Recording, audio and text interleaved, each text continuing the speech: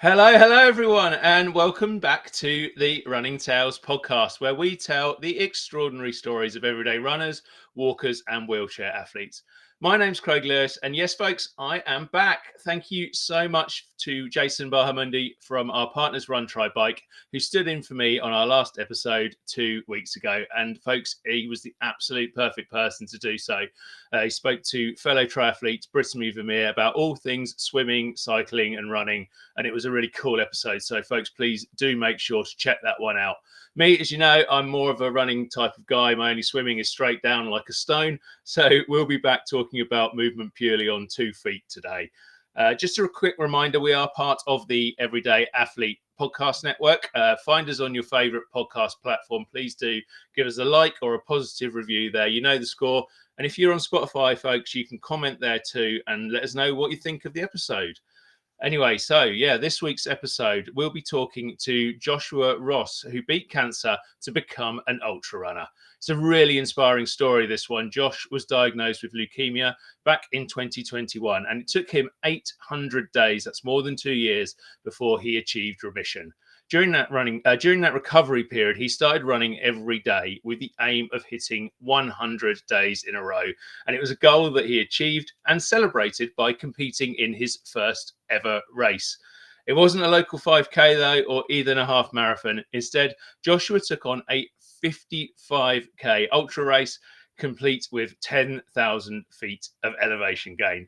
So let's get Joshua forward now. Let's have a chat to him and find out exactly how he did that and about his running story. Hi, Joshua. How you doing?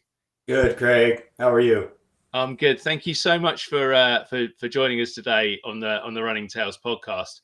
And I guess it makes sense to kind of start at not the beginning of your story, but maybe the beginning of this story, which would have been when you got that dreadful news that you had leukemia. I mean, first of all, how did that kind of hit you? Were you immediately positive about it? No, I was not positive. I was scared, and you have no choice but to be in the experience. And I was learning that as it unfolded. I basically was preparing to learn how to accept mortality and how to die if that was going to be the case, because whenever you hear cancer, that's kind of your affiliation with the word that, this is the end. Luckily, I got a type of highly treatable leukemia. We've kind of cracked the code on this one, and most people diagnosed with this disease end up living a fairly normal life expectancy. So I really clung to that early on. I was like, okay, I don't know what this means like for my everyday life, but at least I have a future. Yeah. Yeah. Yeah. And at what stage within that? Because as I just mentioned in that intro there, you had it was a long road to recovery or road to remission. At what stage did you think exercise and running is going to be an important part of this to keep me going? Yeah. So I was not a runner ever previously to this. I ran like a little bit, but I was really active in the gym. Um, to be honest, I was probably the last candidate in the world to get cancer because I was taking exceptional care of myself. Hmm. So I was no stranger to exercise, but I wasn't a big runner. And then I went through like a lot of upheaval at that time. I navigated divorce at the same time that I was navigating seeking of remission.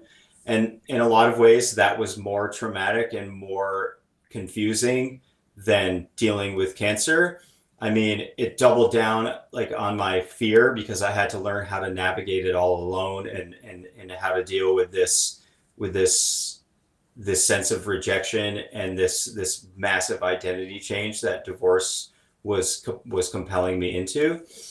And so I just turned to running as a way to cope and as a way to ground me in the world and to give my life discipline and meaning, because without that I was just so focused on the fear all of the time, like when is this all going to be taken away, because there was so much uncertainty, and I still live with that uncertainty. I still get treatment. I still have to see my oncologist. So that's always a factor. But when I took up running, I noticed that it was giving me a sense of confidence in my ability to handle whatever life was going to throw at me. And it helped me go from the mindset of not, I don't want to say like a victim mindset and imply that people that have cancer or get cancer are victims, but it takes away that mindset that you are under attack and that you still have the option to act in a way that is constructive.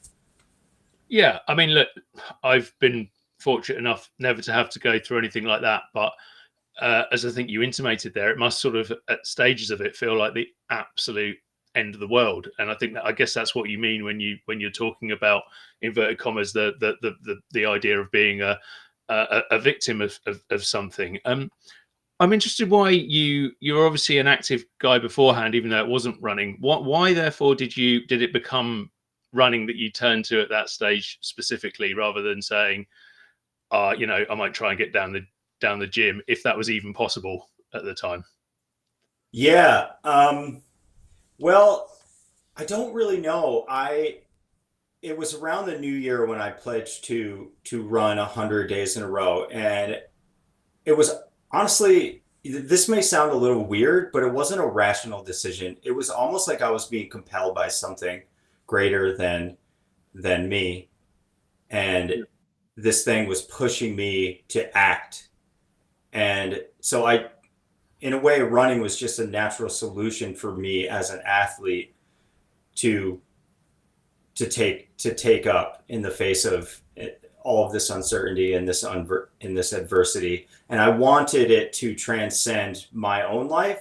So I posted publicly on social media that I was going to run in solidarity with anyone, not necessarily cancer patients, with anyone who at this time of year in America, for the new year, when New Year's resolutions, and it's like, I'm going to show you that you can be consistent. You can make a promise to yourself and you can develop confidence, through competency if you just stick with what you say you're going to do. And so I made it public. And once I said I was going to do it, there was no going back. And I didn't expect to get from it what I got from it. There were days when it was exceptionally hard and I was learning all about how the body behaves when it's fatigued and how it adapts.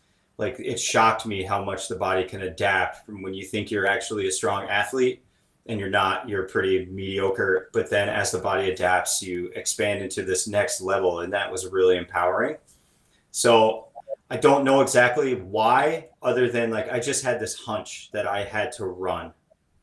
It was almost like as if a voice told me to run, and I listened. Yeah, Yeah. and then did a lot of it. Yeah. And then I suppose what I'm not sure if I made clear just now, and we were chatting about online beforehand, was the fact that you started the running before you'd actually been before you'd moved into remission. Mhm. That must have been exceptionally hard at times, because presumably you were still undergoing cancer treatment at that point, which must have made some of those days when you were running just incredibly tough. Yeah. So I take a chemotherapeutic that's a targeted type of therapy. I have to take Right. that for at least 5 years. And there are significant side effects to that drug, but I determined early on that it was going to be a vitamin and I wasn't going to think about what it may do to me. I was going to think about it just as part of me, as part of my DNA now. That being said, yeah, fatigue was a major issue. And I don't mean just fatigue, I'm tired because I just ran 10 miles. I mean, it's like a weariness. And I just continued to push through that, not entirely sure if I was just harming myself further. But this was when I began to change, I think, into the person I am now. Just had this iron will. I was just going to see it through. And I actually achieved remission during that 100-day running challenge around 80 days in. And I think it had a lot to do, well, there was a number of factors, but I think it had a lot to do with that I had gave my life trajectory again. I didn't necessarily have like a meaningful job at that point, and I was navigating the divorce and, navigating this identity flux, and the running gave me a confidence boost, and it allowed me to, basically learn how to accept myself and believe in myself. And I think that whole mind body axis when it comes to these diseases is really important. This might sound like a really weird question, but it kind of popped into my head, and now I suppose I've got to think how to phrase it. But it's you're never going to welcome something like leukemia, but it almost sounds like it was the cancer has, in a weird way, led you into a better situation, into a better life with more purpose. Does that make any sense? Yeah, it's very difficult to say that without a lot of ambivalence, because no one wants that kind of wake up call. But there is some truth to that, and I think not just with me, but universally, many people will hit rock bottom, and they change their life for the better. And my first oncologist, she said to me, and I love this woman because she was kind of like a hard ass. She was like really, she was scientific. She was blunt. And she told me, this is your second chance at life. Yeah. You need to go live your life. And honestly, I don't know if it was the cancer so much as it was like losing a relationship with a person that I thought I was going to have a relationship with. But the cancer did change my relationship to myself. It made me get more clear on what I want out of life, how I'm going to spend my time, who I'm going to spend my time with, what I'm willing to tolerate, what I'm willing to navigate in the world. And so it did empower me in a way to stop trying to please others, for instance, all the time, and to say no. Because once you, I kind of obsess about this, once you get a little glimpse of your mortality, you don't forget it. And it's very easy. People, especially these days, write so much about stoicism and accepting death, and it's all abstract. They actually haven't walked that path. But once you've walked that path, you're more free. So if I could say that anything positive about being a cancer patient, it's that it taught me the value of following your curiosity in life and honoring that, because today is not a prelude for tomorrow. And a lot of people live today as a prelude. And I refuse to do that now. Yeah.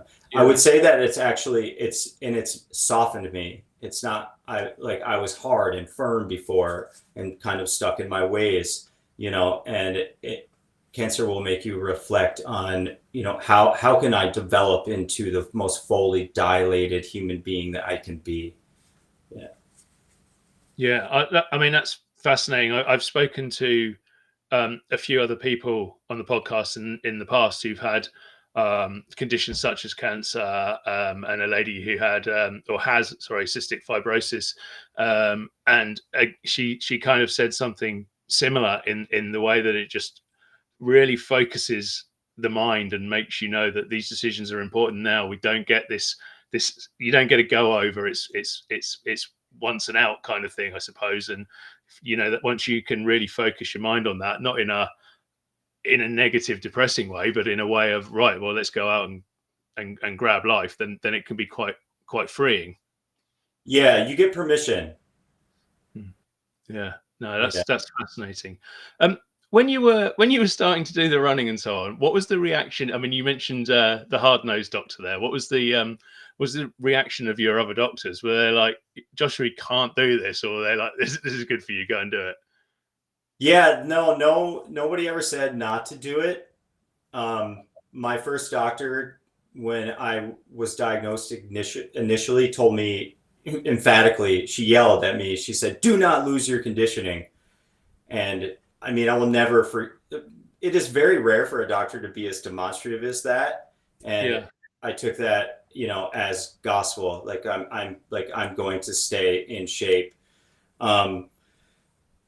So, but I don't think that either of my oncologists. My first oncologist said, she's been doing this for a long time. She's had many cancer patients, and she said, there's no one with CML is doing this.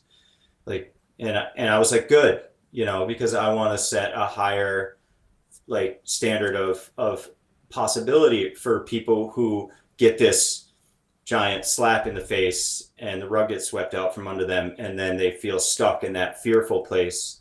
And I wanted to, so I would share this with my doctors, like, this is why I'm doing this. Like, if there are people out in the world who are given this diagnosis, I want them to understand that there's someone out there who's taking action and is just going right toward it, and is not like letting the fear dictate their lives. So both of my doctors, especially the first one, they were in full support of it. I think for them, especially given the nature of their jobs and how many people they lose, it's refreshing to have a patient who's just like, I'm going to do whatever I can to show the universe that I really want to stick around for a while. Yeah. And I think when we were speaking again online before, that went as far as kind of running around the treatment room with various wires hanging out of your arms and that kind of thing.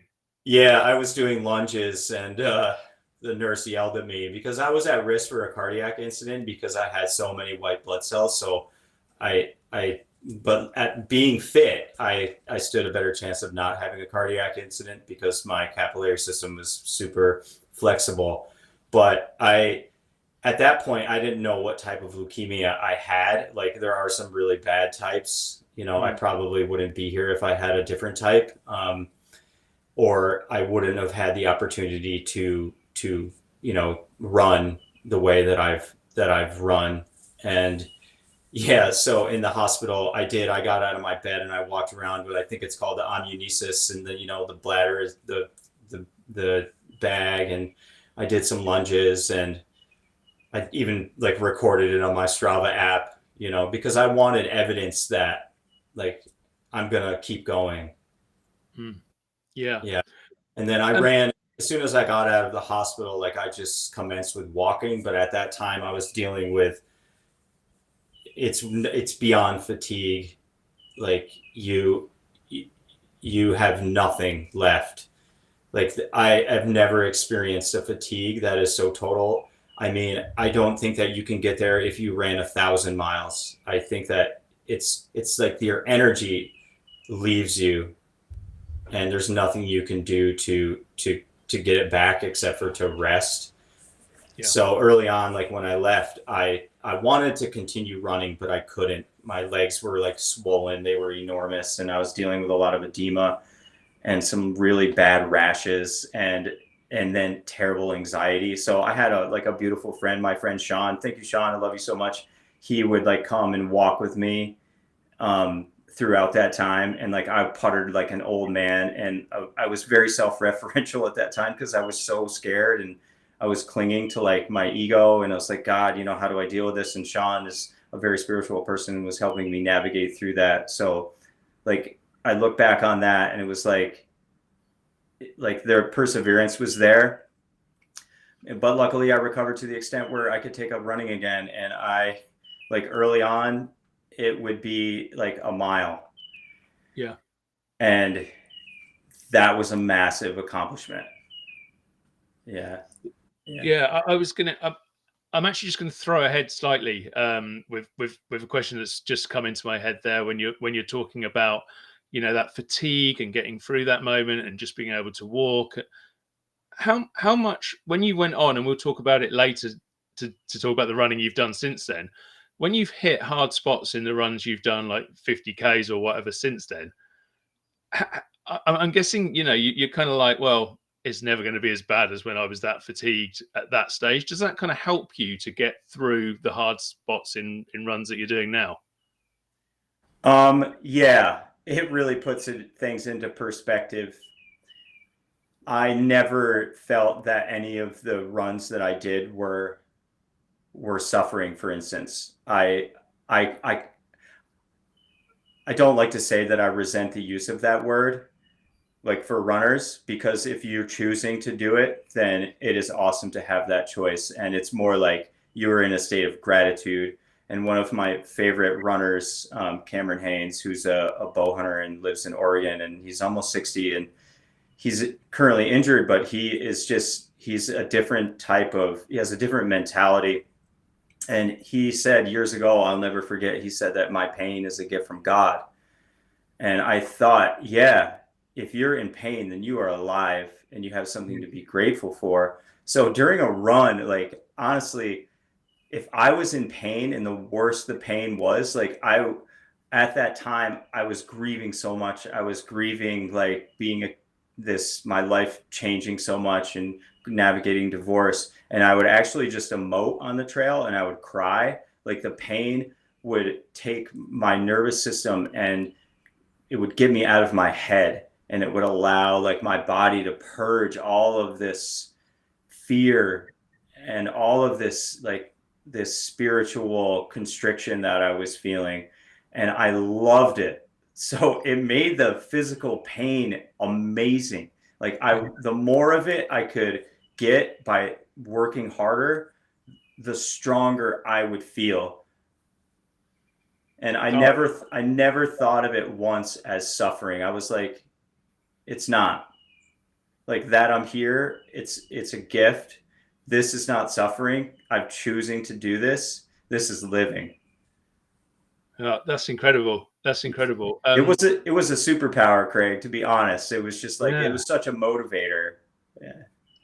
Yeah. And I mean, it kind of brings me back to the next question I was going to ask, and you may have answered a little bit of it in what you just said there, but it was that obviously you hadn't done running before, and then you went into doing this new sport at your absolute sort of physical low, as a mental low. I mean, you could have just hated it. You could have gone out there and hated every second of it. Well, obviously you didn't. And I think you may have just explained why, but yeah. Yeah. I didn't know what to expect. I was scared to do that race. I had never run even a 5K. I'd never done a mile, like a 4th of July mile or anything like that, or a marathon. And this was really mountainous country in Idaho. Yeah. That being said, I had run, 103 days in a row, and then I took like a day off and I went right back into training. So I was fit. I was way more fit than I actually understood, and I didn't know how to pace myself. And for like the first 15 miles, I kind of I didn't run. I climbed really hard and really fast, and I stopped and I talked to a lot of people. I talked to Nikki Kimball, who's like a legendary American ultra runner. And we had great chats, and she has dealt with her own albatrosses in life. And I was just blown away. And I took there's so much love and weird, like freaky support in the ultra community that it is competitive, but I was really only competing at that point with disease and like the spiritual crisis that I was in. And so I was just feeding off of that during the race. And like, I just got progressively happier and happier as the race went on. Cause I did stop and I took time to make friends and to connect with people, and it was kind of fun to like tell people my story and then dust them. Because I want to motivate them, I'm like, all right, look, if I can do this, if I'm out here, like you've got more. Let's see what you've got, Yeah. Oh man, that would definitely have me digging a little bit deeper. Find something. Look at him disappearing. Yeah. In remission 2 months ago or something. Yeah. Just to rewind slightly, because I just introduced it as a 55K race, I think, in the start. Can you explain to people what the race was? And I think maybe more importantly, what it was that made you choose to do that race at the end of your 100-day challenge, rather than saying, oh, well, I'll do a half marathon or something that a new runner might normally try. Yeah, I was in a run club in Livingston, Montana, and one of our members suggested that we sign up for that race in Idaho, and he signed up for the 30K, him and his wife. And I I decided why not go for something more challenging. I was terrified of the 100K. In retrospect, I'm glad that I didn't do it for my first race. So that was why, because basically I was following social cues from my run group. I literally knew nothing about the ultra running world. I had a friend for years, I still have, who was like has crushed ultras throughout his career, but I didn't know to what extent they existed everywhere, and so I just signed up, and we went over together, like a 4 or 5 of us. Yeah. Yeah. There is nothing quite as ridiculous in the world as the peer pressure of a run group to just something completely crazy, and you just go, yeah, I can do that, and then you realize it's 50K over mountains or whatever it might be. So. Yeah. I mean, I think I did say right when I finished, I was done. I would never do that again, but it was probably hours before I was online, like the next day. Man, that was fun. I love those people. I think I might have to do another one of those. Yeah. Have you gone back and done shorter races since, or is the ultra community just it's your place to be? I've done 50Ks, so a little shorter. Oh yeah, actually a year ago on Sunday, I ran a trail marathon in Louisville, Kentucky. Okay. Yeah. And yeah, that was short and sweet, and that's like a great distance, but it's just about the time when you're starting to break down and get in pain, and then you're done. Yeah, I'm imagining some of our listeners listening to this at the moment and shouting at you because they may have only ever done a half marathon or something, and you've just called a marathon a short and sweet race. So I love that. Yeah, well, I think a road marathon may be the longest race on earth if you're trying to excel, because you're just maintaining that speed. But the thing is, with a trail marathon, there are times when you have to walk. You can't run up the grade. So it gives you a break. It engages different muscles. And I mean, that's not to say if you want to be competitive that you can go easy. You have to learn how to, when you get to the top of the hill after that walk, you have to just lay down the gas, Yeah. Yeah. And I guess I would never, I am so proud of people who start running, who try, because when I started years ago, I ran a half mile and it killed me. It was terrible. And I was like, holy shit, I will never be able to run again. My body felt like it was literally just going to rattle apart. And then I slept, and I just kept trying, and I kept trying. And over time, you get the adaptations. And so I will never say that a marathon is short. Definitely not. Any mile that you run is a mile earned. Yeah, 100%. No, that's so true. So what sort of runner are you, Joshua? Are you out there at the front of the pack now, or are you solid in the middle or the back, or even? Yeah, every race that I've done, I've started out slow. I did an 88K last May. I had no idea how my body was gonna handle that, so I walked very fast for the first marathon, and then I just went as fast as I could for the second half of that race. And that, but that was another 10,000 feet of climbing. So it gave me a chance to slow down and to walk fast, but to slow down. That's the thing about running. If you're not out there to just finish, you have to learn through experience how to pace, how to fuel yourself, what your weaknesses are and what your strengths are. And I think that I've always held back in the beginning because I've been afraid to break down.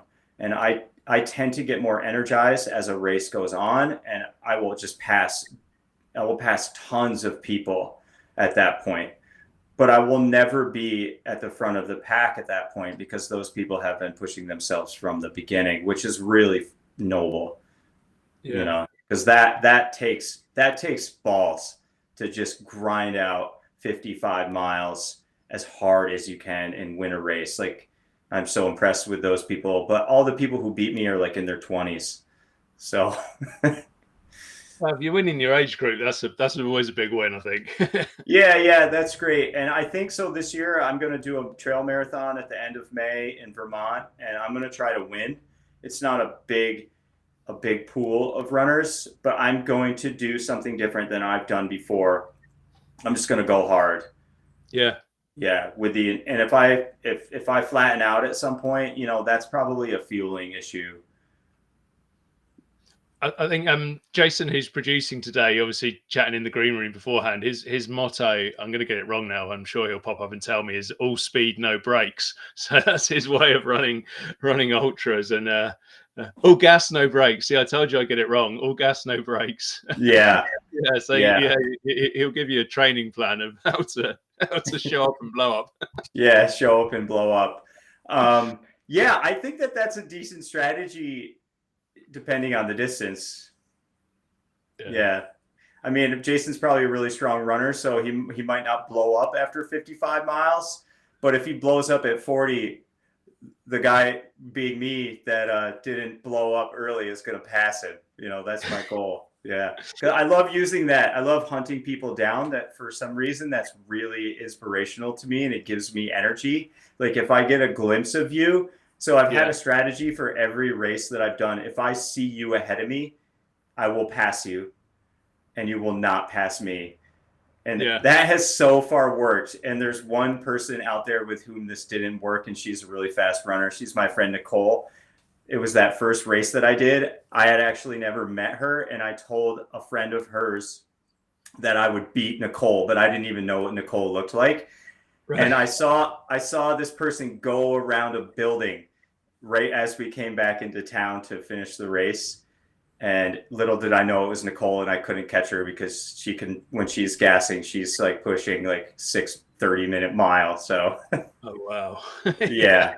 Yeah, that's quick on the ultra. But one thing I didn't mention, we've sort of touched on, I joked about age groups then, but you actually did win your age group in that very first race, that first ultra. Was that a complete shock to you? How did it feel to get to the end? You've gone through this whole journey with leukemia, with the 100 days, with almost learning to run. And then you did this race that you were sort of harangued into by your running club, and you got to the end of it, and wow, age group win. Yeah, so I blazed through that race, and like I said, I walked fast for the first 15 miles. Like I ran a bit, but I didn't crush myself. So I finished in 6.5 hours, and I think I probably could have done like a 6-hour finish if I was really pushing. But I had never heard of age class. I had no idea that such thing existed. And when I went up to the table to get they give you a stone for finishing, and she said, "Oh, you've won your age class. Do you want a picture?" And they put me on the podium, and they took a picture, and I was standing there, and there was no one next to me because they were nowhere in sight. People that were 40 and above hadn't yet come in, and so that came as a complete surprise to me. Yeah. How I mean, I suppose that was a little cherry on top, but how amazing did it feel when you got to the end of that run, considering your journey to get to that point? I don't know how other people. I was really proud of the effort that I put out. But I was also exhausted. What with all that I had been navigating, and like I said, there was a lot of emoting going on. Like I was just like spontaneously crying out there, like thanking my grandmother who was like a really central figure of my life, like running through the woods, like thinking about how she used to mop the floor on her hands and knees. And I was like, man, Graham, you work so much harder than I'm working right now. And like that was motivation for me. So it was a really like emotional experience to go through the race. So by the time that it finished, I didn't really even have I didn't know.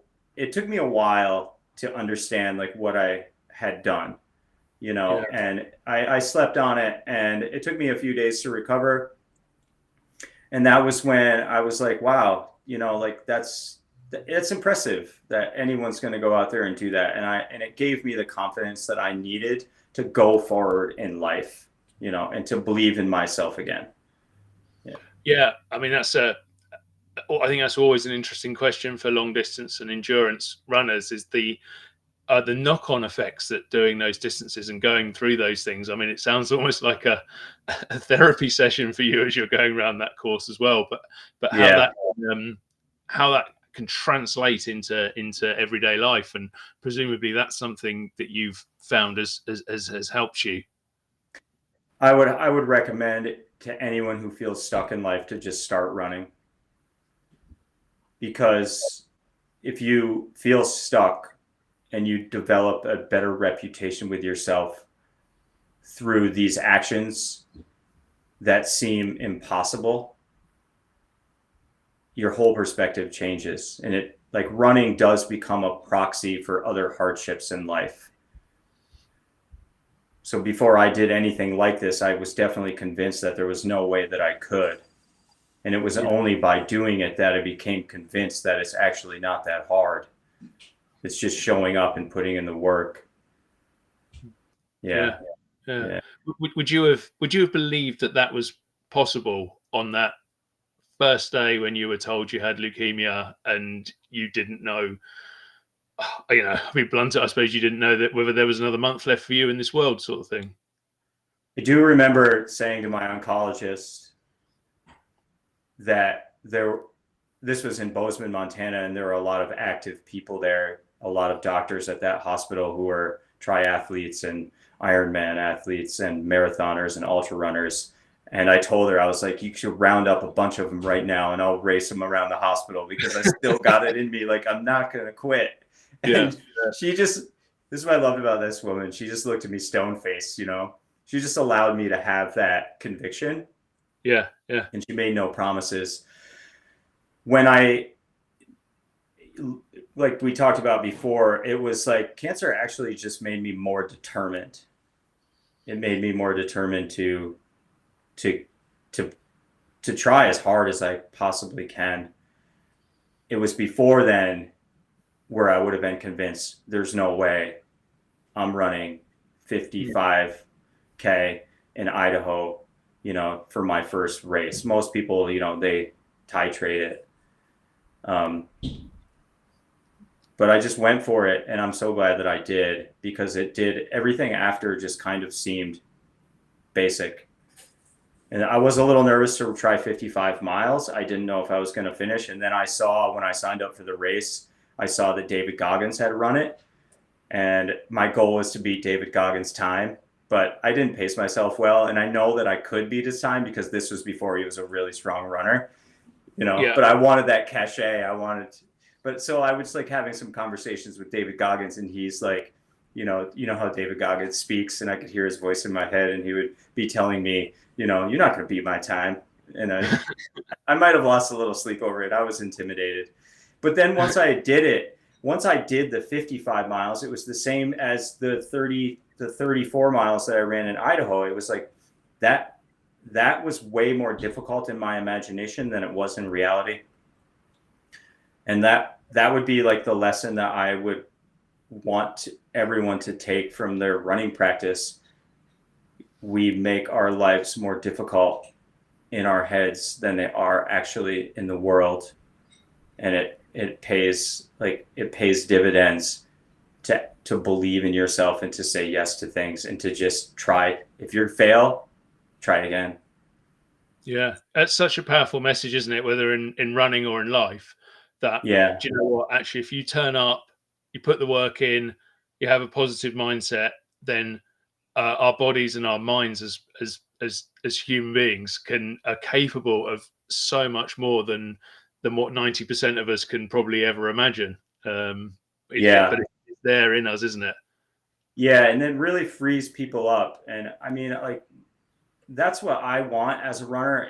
I want it to not be about my accomplishments. I want to be an example to other people who feel trapped in these constructions, or they're conscripted to stories of themselves that are no longer working, and they're versions of themselves that are outdated. And they really have to go through this period of darkness and open their hearts up to the world and say, I'm here. I want to grow. I'm listening. I'm ready to do the work. I'm ready to be challenged.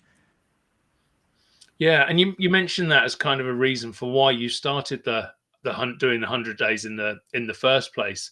Did you get a lot of feedback from people as you chronicled that journey? Yeah, quite a bit for me. I don't have a big following on Instagram, but I was getting random people following me. It was gaining traction, and I was writing a lot about my experience and just trying to be thoughtful with my messaging. And I was for me getting noticed, and I think, at least from the feedback that I was getting, it was inspiring people to try, you know. Yeah, and I suppose the follow up to that is because these things it can be like a oh, I can't think what the opposite of like a vicious circle is, like a meretricious circle or something. The feedback gives you another boost to go out and do it again. Then you write about it again. Then it gives somebody else a bit more inspiration, and that inspiration comes back to you, and it sort of pushes everything forward. Yeah, that's what you hope, right? Like, I really do think that, if you throw a stone into a pond or a lake that's calm, it ripples, and the concentric circles become wider and wider and wider. And I feel that way about kind action. And I was especially moved as a runner by the indigenous practice of Southwestern Native Americans who run for the health of the tribe, not for the health of the individual. They do things called like spirit runs. Yeah. And I was like, I want to conceive of my running practice as something that is throwing that proverbial stone into the pond and creating a ripple effect into the world. Otherwise it's just kind of self-serving, and that's a dead end. And again, that is such a freeing way of looking at running, because we can get obsessed as runners with some runners might want to win the race. You want to get your PB. You want to log everything on Strava, or make sure your VO2 max is at its very best, or whatever. And listen, I don't want to really knock all of those things, Yeah. because they're valid in themselves in a way, but I don't think they're ever as important as I suppose what you're talking about. Yeah, if you win every race, you're not going to be able to help that person who's rolled an ankle at mile 30 and needs to get out of the woods. Hmm. And it's good to remember, if I see someone hurt, I mean, I do want to win, I want to beat them, but I'm not going to leave them there in a state of need without asking first if I can be of help.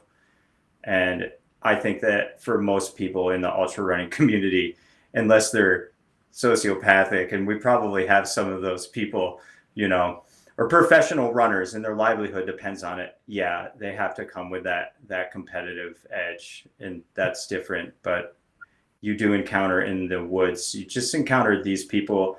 Most ultra runners, in my experience, have been through some pretty substantial challenges in life: trauma, addiction, disease. I mean, unspeakable things. And I hold them in such high esteem for leaning into those experiences and moving through these chosen hardships deliberately. It's really inspiring. Yeah, I always find it. I've spoken to loads of ultra runners on this podcast, and obviously my sort of fellow hosts on the network do as well.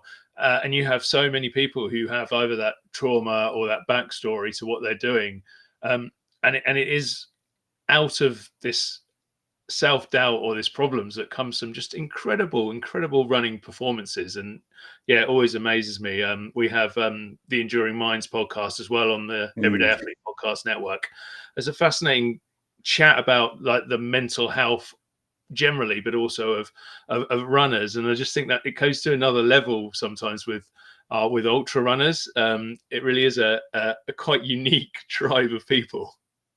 Yeah, it really is. Yeah. Yeah. Yeah. What's next for you, Joshua? What's in the pipeline? You got any races coming up? I have not signed up for anything. I've been running a lot. I'm in great running shape right now. So I could probably run fairly competitively in anything that I sign up for right now. But I think that I'm going to just do a trail marathon, or I'm going to try to do that 88K that I did last year and crush my previous time, because I now know how to pace myself a little better. But that means I have to put more of a premium on competing early and less of a premium on talking with people and creating community, because I love talking to people and creating connections. And I think running has given me the opportunity to couch surf anywhere basically and go on a jog and share that time with people. I'm really interested in like what brought other people to that race and to that day. And I get caught up in conversations. So I think I'll try to go out there and do it differently this time, and maybe do a little volunteering at the race beforehand and hang out after to make those connections, and then just really try to compete with myself and see what kind of time I can put down. Yeah. And are you the same in your in your training? You mentioned a running club earlier. Do you kind of have to run with other people, or do you have the ability to go out and kind of run on your own as well, or does that get a little bit lonely? No, I run on my own, and I ran on my own. I would always run before or after my run club runs, because my run club runs were too short for me, and I needed the therapy of running. And it's now become such a standard part of my everyday life that in order to function at my best, like to be most clear and most focused and most in touch with my body and centered, I run. So I don't need to rely on motivation. I actually just love to do it. There are times when I'm overdoing it, when I want to quit and I want to back off. And it's hard to navigate that as an ultra runner, and especially as a cancer patient. Like, how far do I push myself? I don't want to like weaken my immune system and jeopardize my health. So it's a fine line to cross, but no, I'm very much internally motivated. I think, as most serious ultra runners are, it's a problem if they're not running. Then they need to learn how to refashion their identities. And especially like when you're dealing with an injury or you're dealing with an illness, Yeah. Yeah. Is that something you've had to go through yet? That period of when you pick up that first injury and you can't run for a couple of months, or something else happens in your life that stops you being able to run for a little while. Has that happened to you yet? And how did you manage to get through it? Yeah. So last year I ran myself into the ground. I mean, I ran a lot. For me, it was like 1,440 miles that I kept track of. It was probably a lot more than that because I didn't record all my runs, but I also lifted weights like 3 to 5 times a week. So at that point, I was still dealing with a lot of these changes in life, and I just kept going through all of the fatigue and the pain and the discomfort in a way because I didn't know what else to do. And then my life began to change. I started to learn how to honor what I want and honor what I'm looking for in my relationships, and to be still with myself. And so I started to have more positive experiences. And it was like the universe was kind of saying, okay, you've done what you needed to do. And now, like, these are the fruits from that spate of work.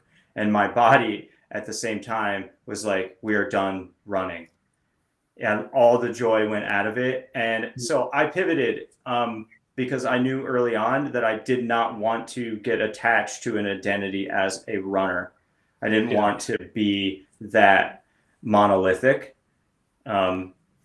So I just went back to the gym and I put on 8 pounds of muscle this winter. And then when I started running again this spring, I felt like a bus. I could barely move. It was so embarrassing. All my speed was gone. All my like agility was gone. Tons of power and strength, but no endurance. And they're two different animals. Yeah. So and I really like restarting the process, because you have to get humbled again and again and again, and you have to learn, honestly, like how to accept where you're at and be patient, because your body doesn't adapt overnight. And that is the case for if you get into a car accident, if you get a cancer diagnosis, if you lose someone you love, you have to learn to be in that period, that season of your life, and not to resist it. And because there is something you can do to focus your unique gifts in the world into something you can offer. Yeah, I think it is really important, because a lot of runners can become simply that person who's put into a box where they are just a runner. It can become everything to them, and during that period of success, if you like, whatever success is for them, that can be amazing. But once that thing that comes in the way, that injury, that shift in work hours, whatever it is, happens, then it can be a fall from an awful height. So it really is important to have that something else there, I suppose, to have that wider understanding of an enjoyment of life. Absolutely. I mean, I think it's important. It's so integral to your mental health, your spiritual health. You have to, I mean, as a runner, as an athlete, I think it's really important to have a spiritual side to the practice. You have to be connected to that, will help you navigate whatever comes at you. But if you're not connected to that before whatever's coming for you arrives, there's a lot of hell to pay, because you just are suddenly in turmoil and you don't know what to do. I mean, I think you can make a living off of helping people navigate that crossroads in life. Yeah, definitely. And Joshua, perhaps just finally, to, I suppose, go back to to almost the start of this story.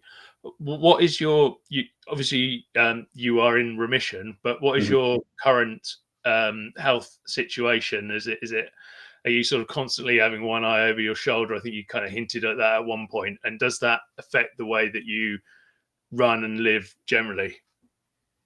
That is a great question. I navigated. So the way that this works is, early on, your brain interprets every little bump in the road as a potential catastrophe. And Yeah. you get stuck in that neural loop of worrying. For instance, like 6 weeks ago, I had a bloody nose, and I had a lot of those during the early days of my treatment, and my brain was unable to tell the difference between just this ordinary day where my nose was dry because it's the dead of winter here in the Adirondacks. It was unable to tell the difference between the moment and back in time. And my brain immediately slipped back into that panic, like, oh, you're losing control. And part of the practice of acceptance is you have to work with the truth that you are out of control. So I've gotten better, and I feel like I'm always improving, and I'm able to not interpret bumps in the road, negative experiences, as reflections of, like, my character, bad luck, or my disease. But it is really challenging, and that's been the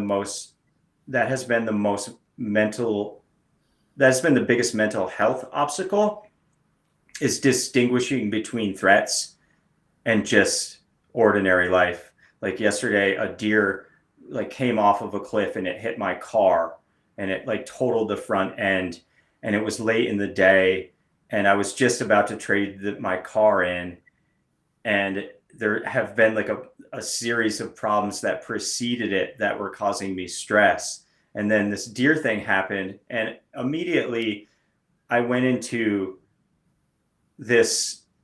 I was angry, and I took it personally. And then I talked to my partner, and her parents were in a terrible car accident last spring, and they barely made it through. And she wrote me a message, and she was like, "That's figure outable. You can fix your car. I'm just so glad you're not hurt." And she told me what we have in our ordinary life, and she was so grateful for that. And I was able to come out of that place in my mind where I'm feeling like I'm not in control and I'm scared and I'm angry, and I came back into like a state of abundance. And that is like the work always. Like I want to be in a state of abundance, especially around this disease, because if I'm not, then the fear takes over and I worry about getting sick and leaving the people that I love and not being able to compete as an athlete and living in a room in a hospital for an undetermined length of time and going through surgeries and pain and, and all of that stuff.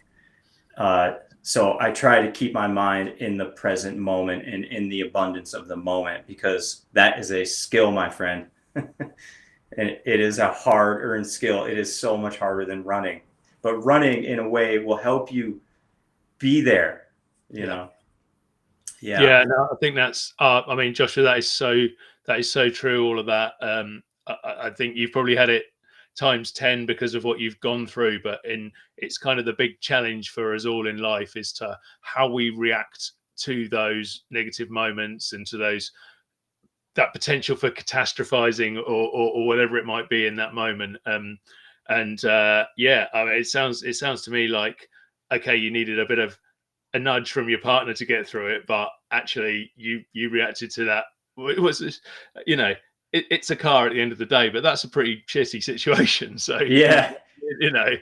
I can understand why that would be annoying, and it sounds like you reacted in the end in exactly the way. So yeah, well done. And I think running probably is definitely something that would help with that. Yeah, the more difficulty you navigate in life, I feel like you have the option. You can quit and sit back and allow it to happen, or you can look at it as an opportunity, because I really do believe that disruption presents as opportunity, or opportunity presents as disruption. And all of us, given our evolutionary brains, we're hardwired to survive and be afraid. But if you can overcome that and take a moment to reflect and develop confidence in yourself and be like, I can handle this. I can handle this. This happens to all of us, And there are people out there. The thing that I have had to remind myself is there are people out there who want to help you, but they can't help you if you don't ask. Yeah. Joshua, thank you. That's really powerful stuff, and I think a really good place for us to end our chat today on the Running Tales podcast. So thank you so much for joining me today and for telling your story. I really appreciate it, folks. Thank you so much for listening in to Joshua and I chatting for what's coming up to the last hour now. My name is Craig Lewis. This is Running Tales on the Everyday Athlete Podcast Network. You can find us on basically wherever you listen to podcasts, Spotify, Apple, all the other good places. And we'd love to see you there. We'd love to carry on chatting in the community. We're part of Run, Try, Bike. And so go and check them out as well. And please listen to all the other shows. There are so many cool shows on this podcast network. I basically spend my time outside of Running Tales just listening to the shows that Jason and Joe Harden and everybody else on this wonderful network, Adam Lee, put together and push out there, and to the wonderful guests who have fantastic inspirational stories. Honestly, folks, if you want to be inspired, have a listen to some of the other stories and the other guests on there. Stories like Joshua's and so much more. So yeah, again, thank you for joining me today, and I'll see you in another 2 weeks' time for another Running Tales podcast.